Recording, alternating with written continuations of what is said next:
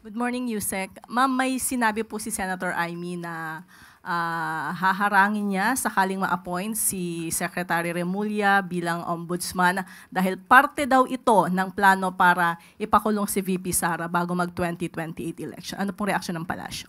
Sa statement po ni Senator Amy, mas marami po sigurong katanungan na maibibigay dito.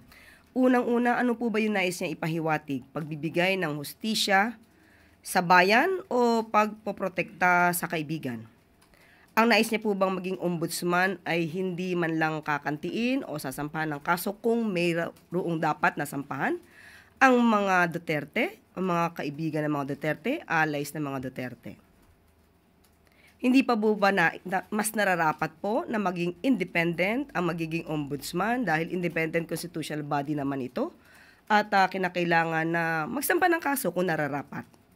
At hindi po dapat katakutan kung wala naman magiging talagang kasalanan ng mga Duterte na siyang kinatatakutan niya. Hindi naman po ibig sabihin nito ay hindi dapat sila sampahan ng kaso dahil kaya naman nila ipagtanggol ang kanilang mga sarili. So ano po ba ang hinaharang dito ni Senator Amy?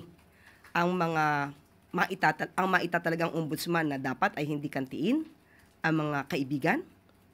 At isa pa pong tanong, saan po kaya nabili o ano kaya manufacturer yung parang bolang kristal ni Senator Amy?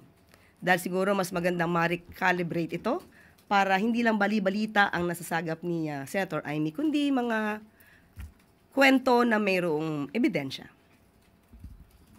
I'm sure the President heard about this, ma'am. Ano po yung reaksyon niya na galing po sa kapatid niya yung pahayag na yun?